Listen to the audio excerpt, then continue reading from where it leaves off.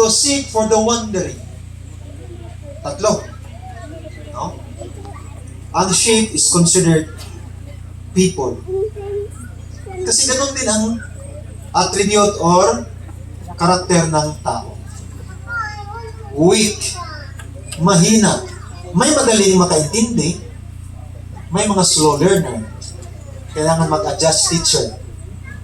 Mag-adjust ang shepherd sa kanyang sheep. Yun ang learning ni Moses sa Midian. Doon sa Egypt, hindi. Siya ang binabaw ng tutor. Kasi soldado lang ang tutor. Ang philosopher. Pag sinabi niya, stop na tayo. Gusto kong sakay ng kabayo. Ikot. So mag-stop ang tutor. Dito. Ma'am, tama na ma'am. Di ba? Tirahin ka ng eraser.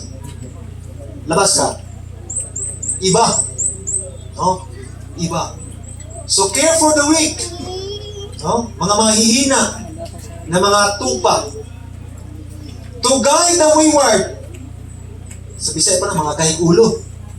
No? Mahirap. Mag-lead ka ng church, mahirap. No? Mahirap. Kasi may mga kanya-kanya mga isipan yan. May mga decision. May mga idea yan, separate sa iyong idea. That is the work of the leader. So nag-adjust si Moses. No? Okay, dito tayo, sheep. Or may tawag ba? Or ano ba? Yung ibang sheep, papasok sa ibang daanan. No? Delikado, baka bangin or whatever. To seek for the wandering. May na iwanan or may pinuntahan na ibang place, nag-wander. Ni Moses kulang. Hahanapin niya yun. That is the work of the leaders. When you become leaders someday in the church, you have to care for the weak, guide the wayward, no? Yung mga suplado, yung may ibang pananaw sa buhay, hindi susunod sa inyo. Kasi ang iba sasabihin, mas bright pa man ako sa iyo. No? Oh. Seek for the wandering. Hanapin yung nabackslide. That is the work of the leaders. Kung wala kang attributes ng Panginoon, di ka papasa. Humble, patient, teachable, meek. This was an essential training for Moses, who was to be the leader of Israel. Kasi ang Israel, milyones yun, is just like sheep. Mga sheep, mga tupa. May mga wayward, mga weak, magwawander. I-care ni Moses. For in the care of the flock of God, he will be called upon to nourish the weak, instruct the wayward, and to bring the lost one back to the fold. May iba magsasaludo sa iyo, may iba magbubulis sa iyo. Ang iba susunod sa iyo, yung iba hindi. No? But since, kung ikaw ang napili ng church, na-recognize, do God's will. Kung anong instruction ng Panginoon, sundin mo. Then ipakita mo, ipasunod mo sila. May magkontra, ipag-pray mo sila. Kasi mahirap ang leadership. Sa mga members, mahirap din ang mag-follow. Masakit. Pag shepherd ka, gagamitin mo tong rod na to. Yun ang karamihan na hanawakan ng mga shepherd. Si general pa si Moses, anong hinawakan niya? Rod? Hindi.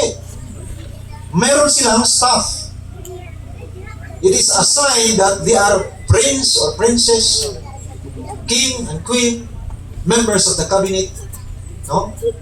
Staff. Then may sword in case of war or whatever. Pero being a shepherd, anong hinawakan? Rod. Anong purpose ng rod? Dual. To care for the sheep. Diba? Yung nag-wander na sheep. No? Wayward na sheep, matigas sa ulo. I-shoot. ang ulo dyan sa round na yung rod niya, i-shoot para makuha. Yun, hihilain. Masakit yun. Pero kailangan. Kaya sa mga parents, mga kabataan, minsan masakit ang pagdisiplina ng parents. Pero kailangan yun para tayo ay matuto. If you will become a leader someday in the church, yung members, minsan masasaktan talaga.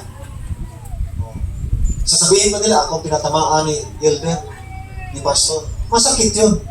Pero yun ang kailangan ng mensahe ngayon. Kasi yun ang nakita na kailangan ng mensahe kasi karamihan yun ang ginagawa. Para ma-correct, ma-check. So yun, hihilain. No? Hihilain, masakit yun. Another purpose of the Torah is for defense. Oh, may mga lubo, wolf, no? May mga bear, lion. Yun ang purpose. Ano ba na? Pangtaboy. Oh. Masakit yun. No? Masakit yun. Yung mga earring members ng church, didisiplinahin talaga.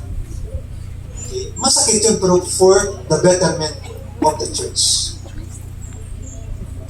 That's the work of the leaders. Youth. Ano ang sa isipan niyo ngayon? Mahirap pala maging leaders. Ang sabi dito, God will guide you. God will help you. Be an example. No? Para when you become a leaders, na-experiencean mo na yun.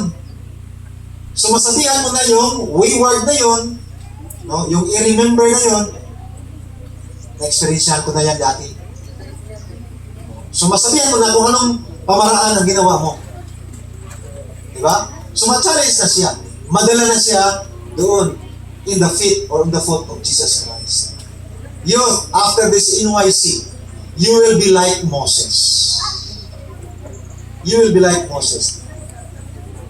Hindi sa edad ni Moses na maging 80, na doon pa kayo maging leaders, but just continue the training, attend the NYC, participate in the programs at church, no? So that you will be trained and guided and led not by our elders alone, but by God. To become leaders someday. Just follow Christ, for with God, all things are possible. Last two slides. I am calling all our participants to come up. This is the work of the follower of Christ. We are to watch for souls as they that must give an account. To do all in our power, that those with whom we associate may grow to the full stature of men and women in Christ Jesus. This is for us, for all of us. Youth, let Jesus lead you. Follow Him. No? Whatever it may be or whatever trials that becomes our way, follow Him. Be steadfast. Be firm sa mga decision making. No? And last, Psalms 27:11. Psalms 27:11. Prepare ang sa Tagalog. Teach me thy way, O Lord, and lead me in a plain path because of my enemies. 27:11. Tudloy ako sa imong dalan, O Hiyuba, ug manduhi ako sa alagianan nga matuli tungod sa akong mga kaaway. Sa Tagalog,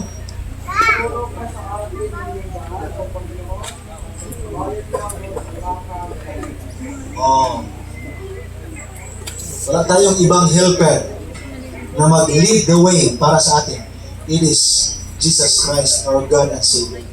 I hope and pray na may natutunan tayo, mga youth, and may the Lord will bless us and encourage each one of us to be led and to become leaders someday.